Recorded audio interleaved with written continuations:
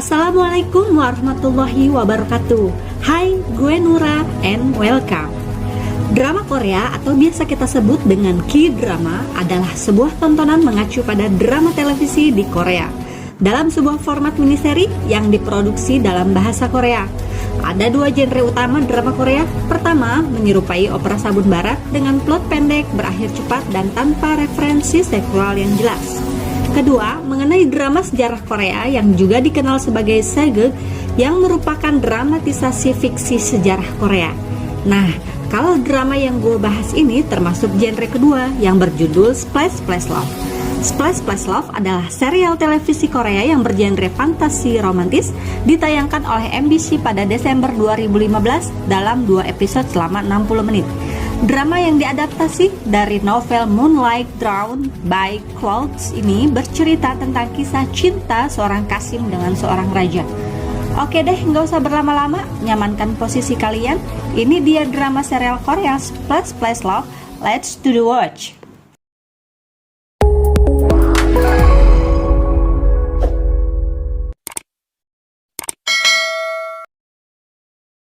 Drama yang diawali saat Jang dan Bi berada di dalam kelas dalam posisi membaringkan kepalanya di atas meja sekolah. Sang guru berteriak memanggil namanya, memintanya maju ke depan kelas untuk mengerjakan soal matematika dan ia tak bisa menjawabnya. Jam menunjukkan pukul 12 menandakan kelas usai. Jang dan Bi sudah tiba di rumahnya bermalasan sambil memainkan ponselnya. Disertai televisi yang menyala, sang ibu melihat, menegurnya dan memarahinya. Memintanya belajar agar ia berhasil mengikuti ujian SAT atau Scholastic Aptitude Test, yaitu ujian standarisasi yang diciptakan oleh College Board yang menjadi acuan universitas menerima mahasiswa baru. Sambil bergerutu, sang ibu mengganti channel bertemakan drama sejarah. Enggan menanggapi kemarahan ibunya, Jang dan Bi pun pergi meninggalkannya. Seusai menghubungi temannya, dan Bi mengajaknya pergi berkaraoke, juga memakan kudapan di minimarket terdekat bersama temannya, dan berkata bahwa ia berharap ingin menghilang dari kehidupannya. Jang dan Bi juga mengeluhkan kenapa dirinya terlahir bodoh. Namun di tengah perbincangan ujian SAT mereka, berakhir saat sang teman Seo dijemput oleh ayahnya. Hari yang menegangkan pun tiba nih gengs, di mana para siswa SMA di seluruh Korea melaksanakan ujian SAT-nya. Dan Bi bergegas menuju sekolahnya dengan membawa banyak bekal makanan di dalam tasnya, termasuk juga bekal dari ibunya. Si ibu menekankan kepadanya bahwa ia harus berhasil dalam ujian SAT-nya, atau hidupnya akan hancur jika ia gagal melakukannya. Di perjalanan, Dan Bi memanfaatkan waktunya untuk membaca buku pelajarannya di dalam bus, dan ia terlupa akan payungnya. Ketika sampai di depan gerbang sekolah, dengan langkah yang berat dan basah kuyup, Dan Bi berjalan perlahan melihat ramainya para junior yang menyemangati para seniornya melaksanakan ujian. Membuat dirinya tak percaya diri, langkahnya terhenti, terpikirkan akan kata-kata yang diucapkan Seo dan ibunya. Sehingga Dan Bi memutuskan untuk melarikan diri. Ia takut menghadapi kegagalan dalam ujiannya. Seo berusaha mengirimkan pesan kepadanya dan bertanya mengapa dirinya tidak datang, namun Dan Bi mengabaikannya. Matanya menatap langit, memohon dan mengharap agar dirinya menghilang. Seketika itu, ia mendengar dentuman keras dari arah genangan air tak jauh dari tempat duduknya. Dan Bi menghampiri dan melihat dalam genangan air tersebut. Jauh dari dalam genangan air tersebut, terdapat kehidupan kerajaan dinasti Joseon yang saat itu tengah melakukan persembahan atau ritual di depan latar istana Gyeongbokgung untuk meminta hujan akibat dilanda kekeringan yang berkepanjangan, hingga mereka melakukan pembakaran pada jubah raja agar langit memaafkan dan menurunkannya. Sementara itu, di dunia modern, Dan Bi mencoba perlahan menginjakan kakinya ke dalam genangan air tersebut. Ia terkejut karena ternyata genangan air tersebut tidak dangkal, melainkan dalam. Karena keinginan kuatnya untuk menghilang dari dunianya, membuat Dan Bi nekat menenggelamkan dirinya ke dalam genangan air tersebut. Dia, sang raja yang bernama Lidu, tidak percaya akan ritual yang dijalaninya dan meminta semua orang yang berada di sana untuk membubarkan diri.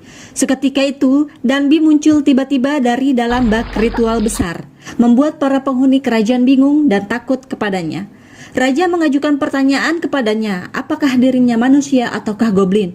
Dan Bi menjawab bahwa ia hanya siswa Gosam biasa. Seluruh istana terkejut termasuk raja. Di era sana, Gosam terdengar seperti siswa SMA, sama dengan pria yang alat kelaminnya dipotong alias kebiri.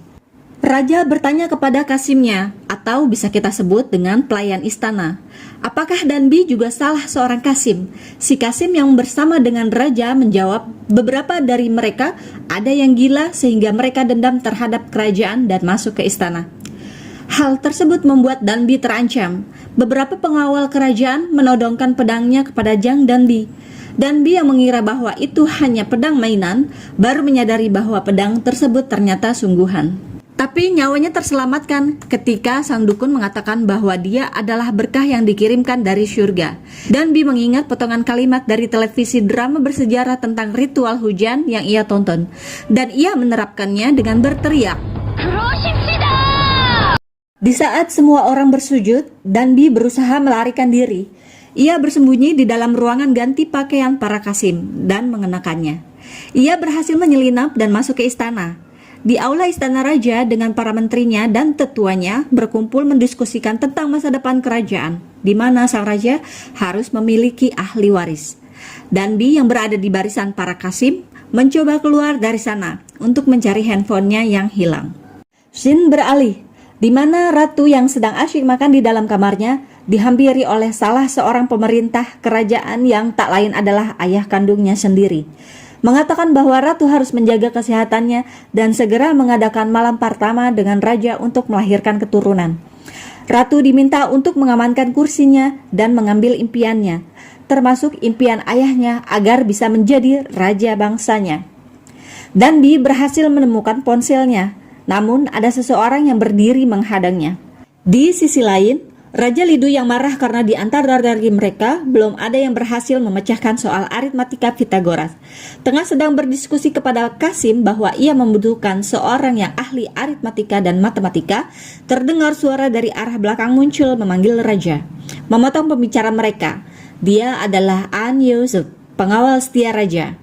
Memberitahukan bahwa ia menangkap Jang Danbi. Ia segera membawanya ke hadapan sang raja dan menginterogasinya. Karena takut akan dihukum, Jang Danbi mengaku bahwa ia ahli matematika. Raja memintanya untuk menyelesaikan tugas Pitagoras. Nggak butuh waktu lama di gengs. Danbi menyelesaikannya dalam waktu beberapa detik saja. Tentunya hal itu membuat Raja terkagum akan keahlian Danbi dan memintanya untuk mengajarinya diam-diam. Sebagai imbalan pertama, Raja membebaskannya dari hukuman, seraya memberinya kepingan emas. Imbalan lainnya, diperbolehkan pergi ketika turun hujan. Raja meminta An Yusuf membawa Danbi ke tempat kediaman sewanya. Keesokan harinya, Danbi diharuskan menggunakan pakaian Kasim oleh seseorang yang mirip dengan gurunya.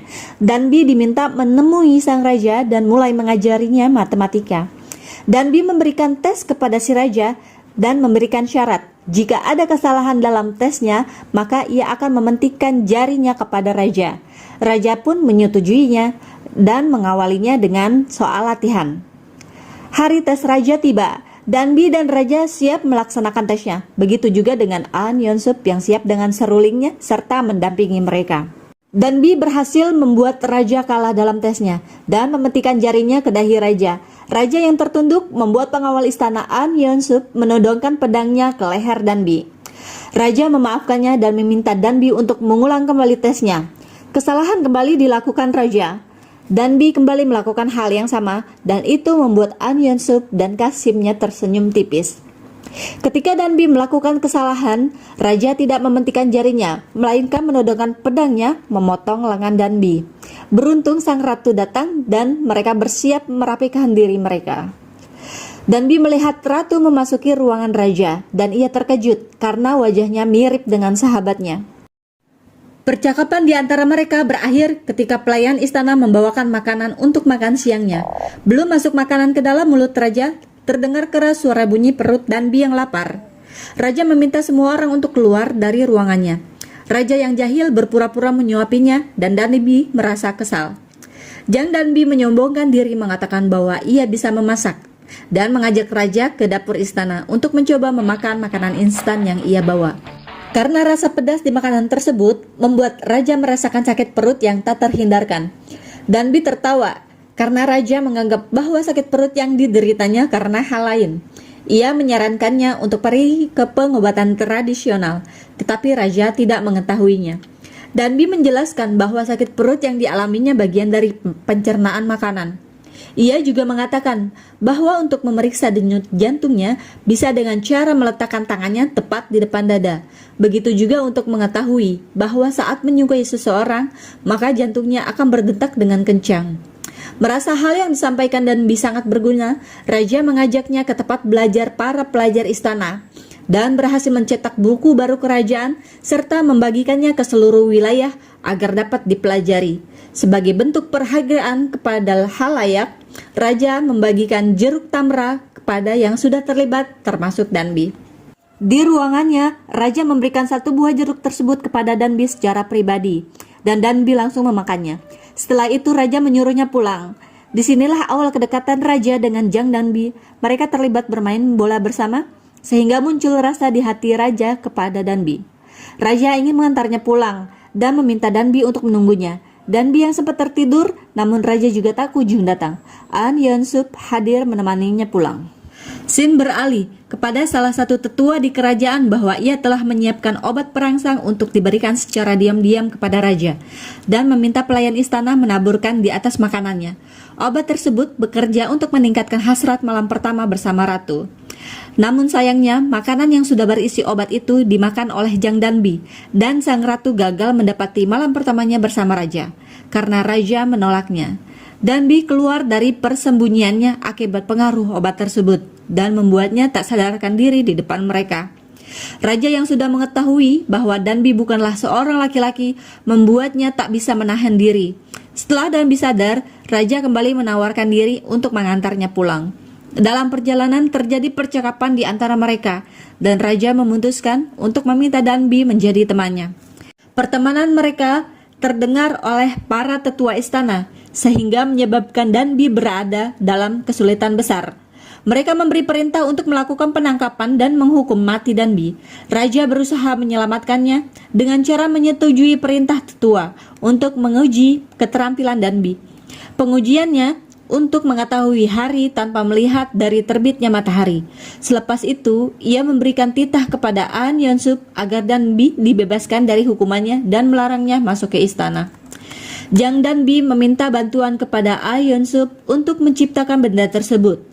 Meski awalnya menolak, akhirnya si pengawal setia raja ini menyetujuinya. Danbi yang tidak menyukai matematika berusaha keras berjuang mencari jawabannya.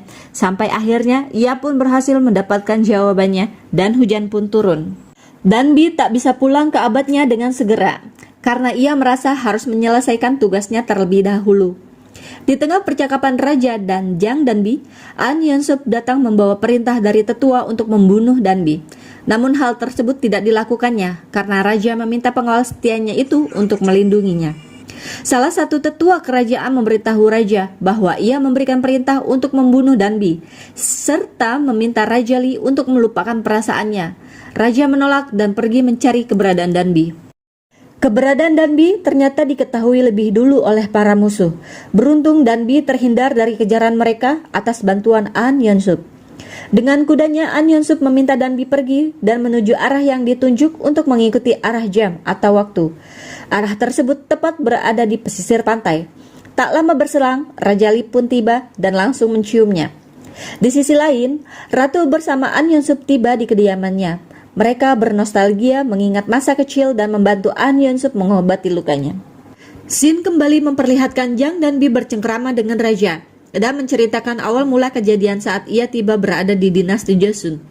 Tengah percakapannya, ia mengingat dan rindu kepada ibunya, membuatnya menangis di hadapan Raja dan menciumnya. Pagi harinya, Danbi yang masih bersama Raja mendapat ide dari lumut yang ia lihat dan segera meminta kepada Raja untuk kembali ke istana, ke tempat di mana Danbi membuat jam air. Ia berhasil memecahkan masalah pada kekurangan alat tersebut, sehingga hal itu membuat Danbi diampuni dari hukumannya.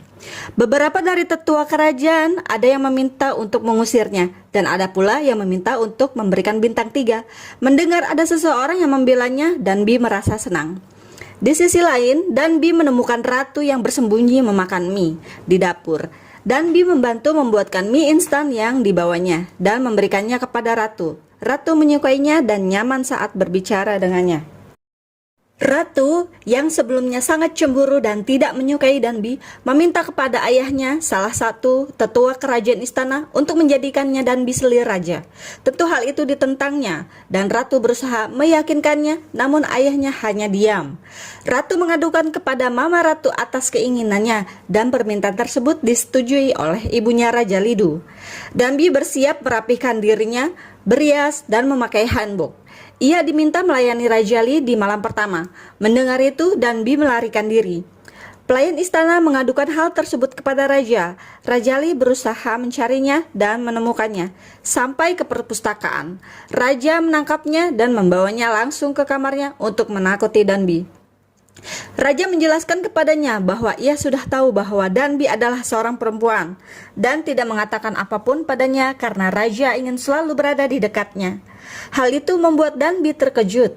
Sebelum pergi, Raja memujinya dan mengatakan bahwa Danbi cantik. Tiba malam harinya, mereka tidur satu kamar yang tersekat dengan bilik. Dalam perbincangannya, Raja meminta Danbi untuk tidak pergi. Ia mengatakan bahwa keberadaannya sudah cukup baginya. Mendengar hal itu, Danbi hanya terdiam, membalikan tubuhnya, membelakangi Raja dan membuat Raja menghampirinya dan tidur dekat dengannya. Keesokan harinya, Danbi yang sedang bersama An Yeon-sup tidak sengaja memegang rakitan bom di sana dan meninggalkan bekas hitam di jarinya. Danbi bercerita kepada An Yeon-sup tentang ketidaksiapannya menjadi selir raja. Ia juga takut akan merusak alur sejarah yang sudah ada di masanya.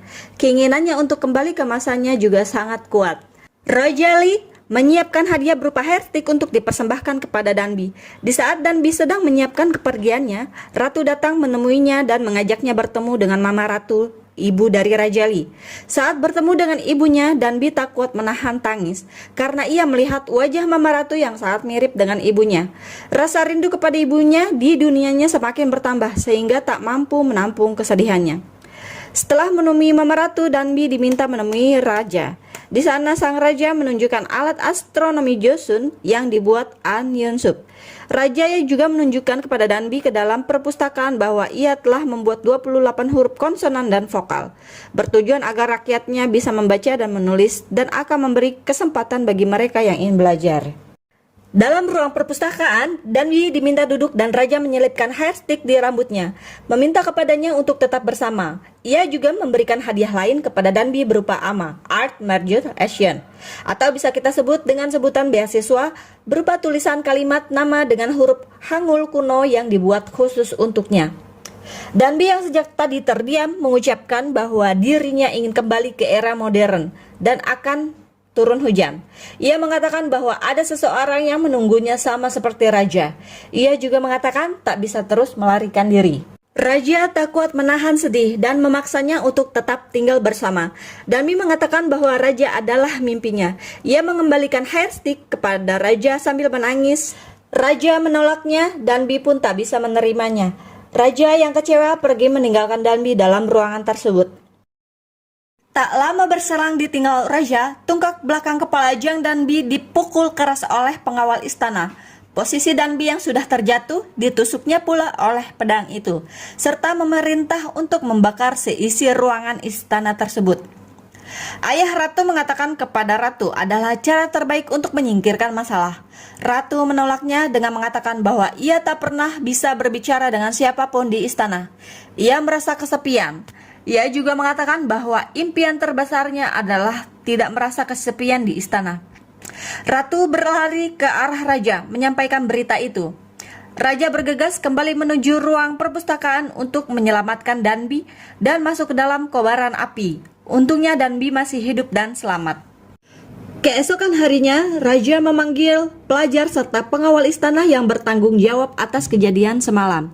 Raja meminta penjelasan dari An Yeon-sup yang bertanggung jawab atas hilangnya bom semalam.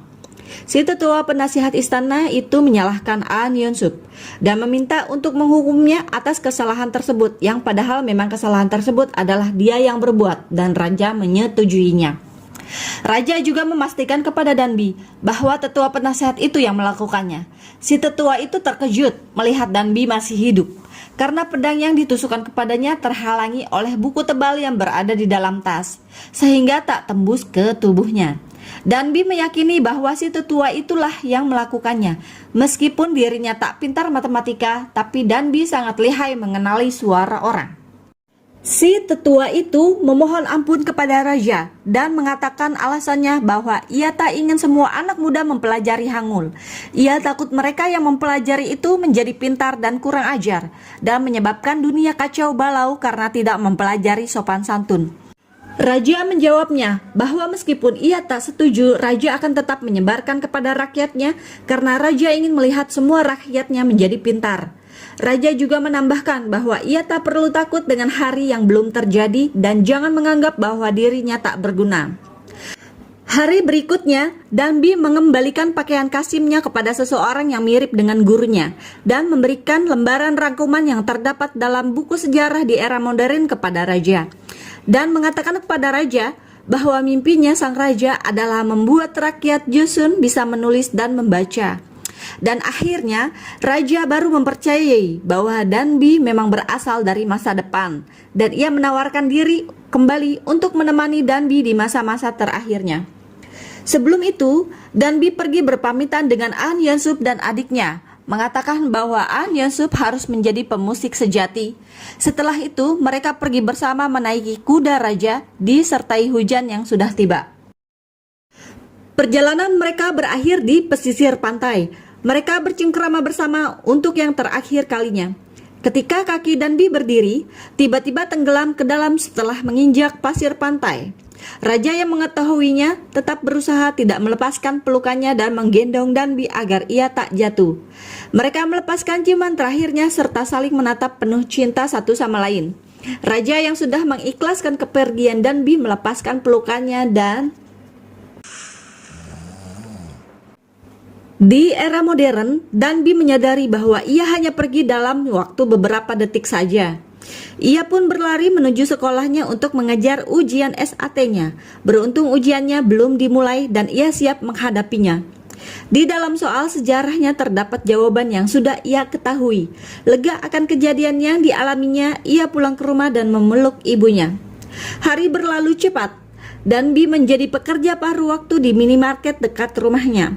Dan melihat orang-orang yang mirip dengan orang yang berada di istana, termasuk melihat orang yang mirip dengan raja. Pria itu mengatakan bahwa ia sudah bertemu sebelumnya di dalam bus. Oke gengs, dari serial drama ini kita diajarkan untuk meraih mimpi kita betapapun sulitnya harus menghadapi dan menerimanya dengan tegar dan ikhlas. Dalam drama ini kita juga diajarkan betapa pentingnya mencari ilmu yang lebih dalam untuk pengetahuan kita yang seluas-luasnya. Dan jangan ucapkan kata menyerah sebelum mencobanya, karena kita tak tahu kapan kita akan berhasil mencapai kesuksesan. Nah, bagaimana menurut kalian? Menarik bukan? Jika kalian suka like, gak suka dislike, komen jika ada kesalahan, dan subscribe jika masih mau dengerin alur cerita gue.